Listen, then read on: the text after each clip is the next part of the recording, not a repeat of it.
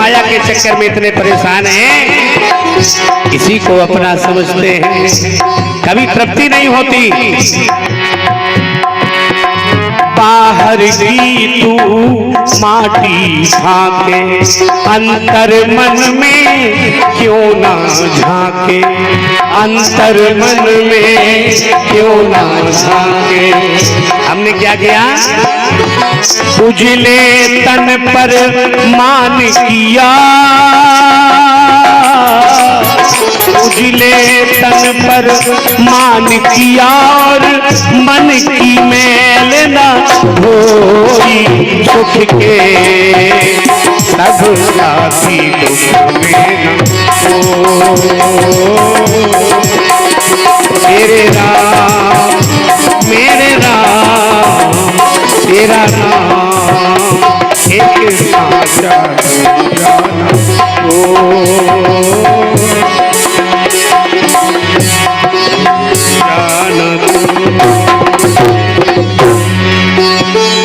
बोली बांके बिहारी लाल की, श्री राजा रामचंद्र की। इस तरह प्रभु का स्मरण करते हुए श्री राधे प्रेमचंद रेकवार जहाँ कहीं भी हो भटिया के पास पहुँच जाए। धन्यवाद। और चलते चलते अक्रूर जी ने ब्रज में प्रवेश किया। महाराज बाबा नंद और मां यशोदा ने बड़ा सम्मान किया। महाराज श्री कृष्ण और बलराम जी ने भी प्रणाम किया। काका जी प्रणाम, भले आए। और इसके बाद रात्रि को शाम करते दोनों बाबा नंद और महाराज अक्रूर जी ने कहा, बाबा नंद कल सुबह मुझे कृष्ण बलराम को लेकर जाना पड़ेगा, ये राज आज्ञा है, और अगर मैं नहीं ले गया तो कंस आक्रमण कर देगा। बाबा नंद बोले, भैया अच्छी जबरदस्ती है, क्यों ले जाएंगे आप? अरे बोले वहां पर विजयश्री का सम्मान मिलना है। कैसी विजयश्री? धनुष यज्ञ होगा। अच्छा, जैसा राम जी का हुआ था? नहीं, उसमें तो सीता स्वयंवर था। ये धनुष रखा है परशुराम जी का, और जो उसे तोड़ेगा उसे विजयश्री का सम्मान मिलेगा। यशोदा मैया सुन रही थी, बोली सुनो बाबा, हमें विजयश्री नहीं चाहिए, हमारे लड़का बिना ही विजयश्री के ठीक है। न जाने कितने राक्षस भेजे उसमें, हम काल के गाल में ऐसे अपने बच्चों को कैसे भेज दें? बोले आप नहीं भेजेंगी तो कंस आक्रमण कर देगा। ध्यान रखिए, जो भी जनधन की हानि होगी उस परिस्थिति के जन्मदाता आप स्वयं हैं। बात बढ़ती गई, गुरु गर्गाचार्य जी को बुलाया गया। गुरुदेव ने कहा, भैया क्या बात है? बोले गुरुदेव ये अक्रूर आए हैं। बाबा नंद ने कहा, कृष्ण बलराम को ले जाने के लिए। हम बताइए गुरुजी कैसे भेज दें? बोले क्यों, तुम्हें अपने बेटों के बल पर भरोसा नहीं, विश्वास नहीं है क्या? नहीं। बोले विश्वास तो है। अरे बोले तुम्हारा लड़का बाम हाथ की कन उंगली से 7 दिन तक गिरिराज को धारण कर सकता है, 6 दिन में पूतना को मार सकता है। अगासुर, बकासुर, सप्तासुर, कैसी नामक दैत्य को जिसने मारा, कंस उसका क्या बिगाड़ लेगा? अपने पर भी कुछ विश्वास रखो। कहा ठीक है गुरुजी, आपकी आज्ञा है तो हम भेज देंगे। गुरु आज्ञा से भेजने को तैयार हो गए। 10-25 जो सखा थे महाराज के विशेष कन्हैया जी के, वो कहने लगे सुनो भाई, अकेले नहीं जाएंगे, हम लोग भी साथ में जाएंगे। बोले ठीक है, कृष्ण बलराम को जाने, आप लोग भी चलो। बैलगाड़ी तैयार होने लगी। बाबा नंद तैयार हुए और अपने भोजन की व्यवस्था रख ली कि हम जाकर के कंस का कोई भोजन नहीं करेंगे। यहाँ तैयारी हो रही थी और वहां हाहाकार मच गया। जितनी गोपिकाएं थी सब कह रही थी कि सखी इसका नाम है अक्रूर। अक्रूर का अर्थ होता है जिसके हृदय में कोई क्रूरता ना हो, जो दुष्ट हृदय ना हो। आ हटा दीजिए तो क्रूर ही क्रूर है ये। आज प्राण प्यारे को ले जाएगा, कल हमारा जीवन कैसे गुजरेगा? जिनके दर्शन के बिना हमारी सुबह नहीं होती, जिनके दर्शन के बिना हमारी शाम नहीं गुजरती, कैसे जिएंगे? कुछ बोलिए, काम करो, सब लोग एक साथ जमुना में चल के डूब जाए, प्राण दे देते। बोले उससे क्या लाभ होगा? बोले फिर हम कन्हैया के साथ मथुरा ही चली जाती है। बोले नहीं, ये भी संभव नहीं है। अगर हम उनके साथ गए तो उनकी शक्ति कम हो जाएगी, नहीं हो जाती। अगर हम आप कहीं सफर में जाएं या किसी युद्ध में जाएं, महिलाएं साथ में हो तो बल थोड़ा कमजोर पड़ जाता है। बोले इसलिए वहां भी नहीं जा सकती। चंद्रावली ने कहा एक काम करो, साहब मथुरा के रास्ते में लेट जाओ। जब कन्हैया निकलने लगेंगे तो अक्रूर से कहेंगे कि रथ का पहिया हमारे हृदय के ऊपर से निकाल दे और उसके बाद हमारे प्राण प्यारे को ले जाओ। सब सखियों ने सहमति जताई और जाकर के उसी रास्ते में लेट गए। सुबह जब रथ वहां से गुजरा तो सब लोग लेटे हुई थी, रास्ता बंद था। अक्रूर जी ने कहा भगवान कन्हैया की ओर देख करके, श्याम सुंदर रथ कहां से निकालूं, रास्ता तो बंद है। भगवान ने कहा है, आगे देखा सब लेटी हुई थी। उनका ये प्रेम देख करके प्रभु के नेत्रों में जल भराया, कुछ नहीं कह पाए। एक सखा को बुलाया, बोले सुनो इधर आओ, इनसे कह दो आज मैं जा रहा हूं तो मेरा दर्शन कर ले। उठ कर कल की ही तो बात है, कल धनुष यज्ञ होगा और मैं परसों आ जाऊंगा। आज गया कल रहूंगा, एक दिन दर्शन नहीं हो पाएगा, एक दिन मात्र, परसों फिर आके मेरा दर्शन हो जाएगा। आवन की कह गए थे परसों, बातन बीत गई है बरसों, देखत बीत गई है बरसों, है ना। परसों की कह के हरि बरसों तक नहीं आते हैं। और इतना सुना कि सब लोग खड़ी हो गई, खड़ी हुई। अब कन्हैया का रथ जाने लगा, दर्शन करते हाथ उठा करके कहने लगी कन्हैया की तरफ कि मेरे मोही नयन सर मार चले। और देख रही है मेरे मोही नयन सर मार चले। अरे मन लेके मोहनिया तार चलेगी, मन लेके तार चलेगी, मोहनिया तार चलेगी,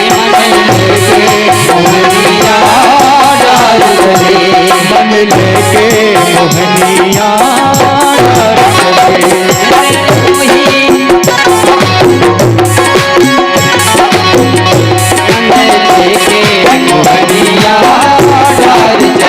मन लेके मोहनिया तार चलेगी। अपनी कथा व्यथा को कहे कौन कौन से, अपनी कथा व्यथा को कहे कौन कौन से, तो कहे कौन कौन से।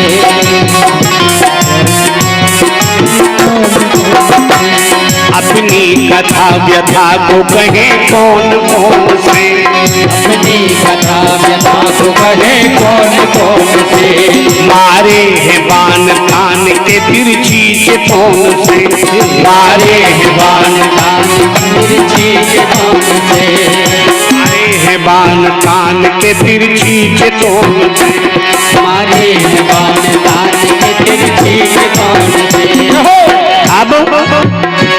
अब काहे कपट कर यार चले, अब काहे कपट कर यार चले, मन लेके मोहनिया तार चलेगी, मन लेके मोहनिया तार चले, मन लेके मोहनिया तार चले।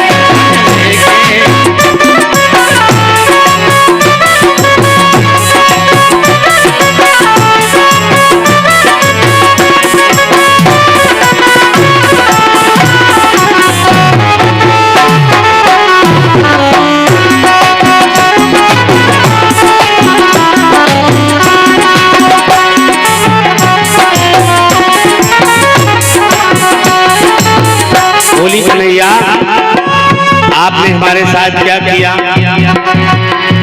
घर बार लोक लाज काज सब छुड़ा दिया। हर बार लोक लाज सब छुड़ा दिया। हर बार लोक लाज काज सब छुड़ा दिया। हर बार लोक लाज काज सब छुड़ा दिया। बाकी झलक पे आपने अपना बना लिया। बाकी झलक पे आपने अपना बना लिया। बाकी झलक पे आपने अपना बना लिया।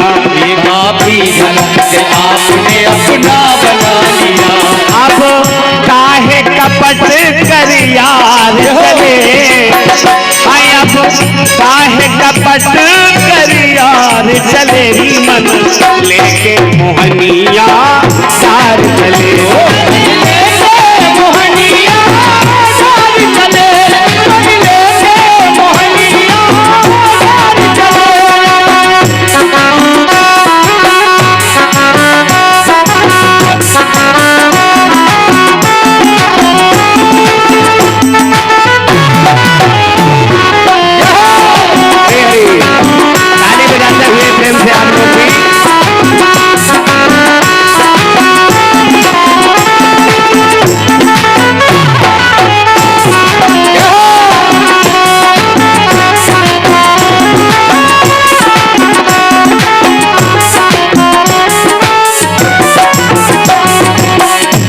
और कहती है कन्हैया,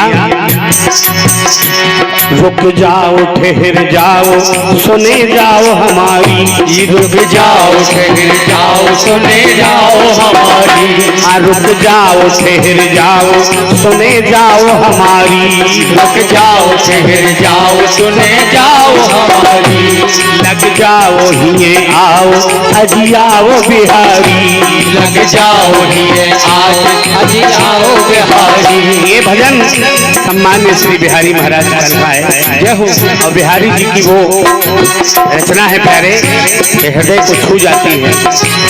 लग जाओ हिये आओ अजियाओ बिहारी। लग जाओ जाओ बिहारी। कहा कपटियों करतार चले, कहा कपटियों करतार चले, री मन लेके मोहनिया सार चले।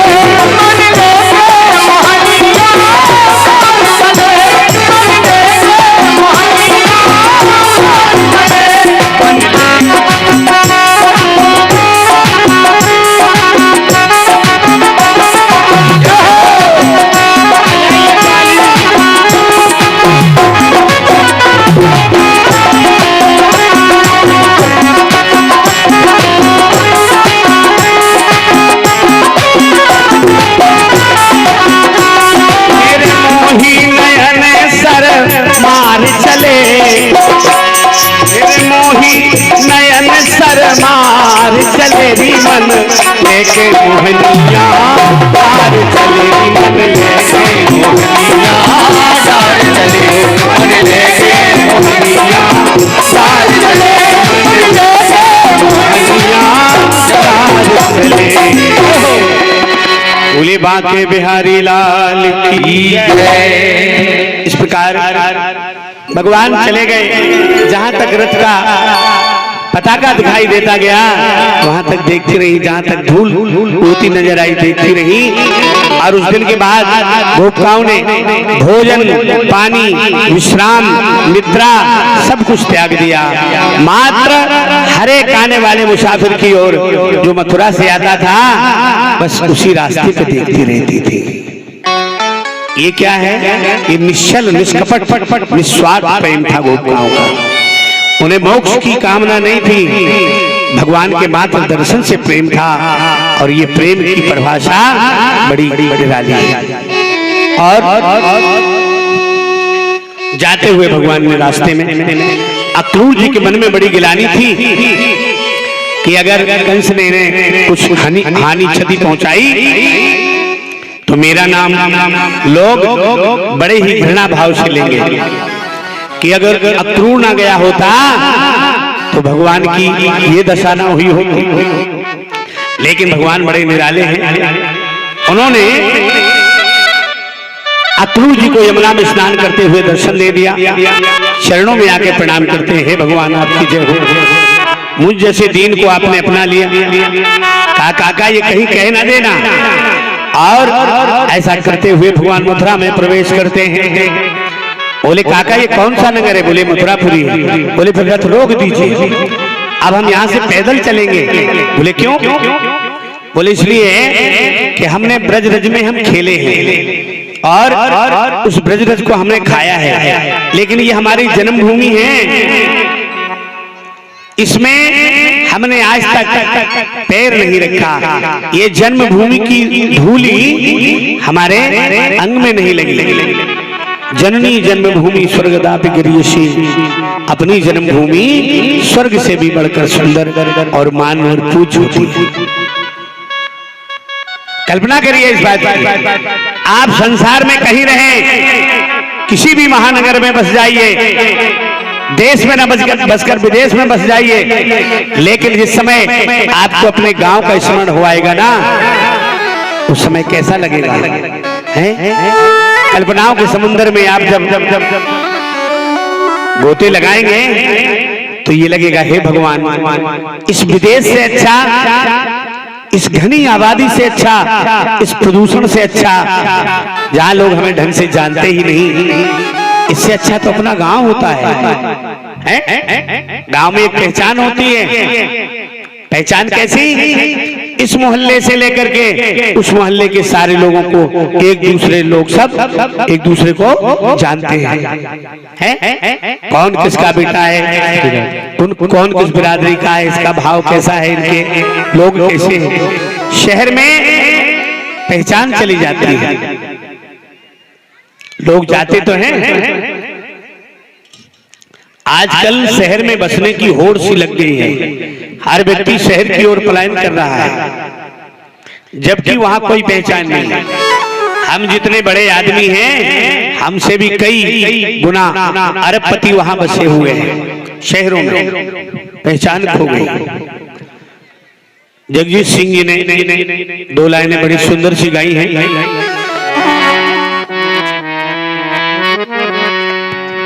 एक छोटा सा गांव जिसमें पीपल की छांव,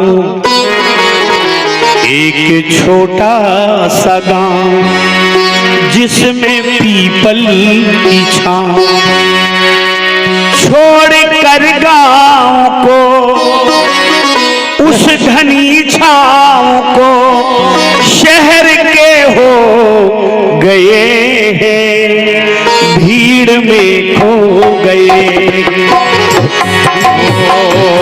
भीड़ में खो गए हैं, भीड़ में खो गए हैं। एक छोटा सा गांव जिसमें पीपल की छांव, एक छोटा सा गांव जिसमें पीपल की छांव, छोड़कर गांव को उस घनी छांव को शहर के हो गए, भीड़ में खो गए हैं, हो भीड़ में खो गए, हो भीड़ में खो गए। शहर में जाकर लोग भीड़ में खो जाते हैं, अपनी पहचान खो बैठते हैं।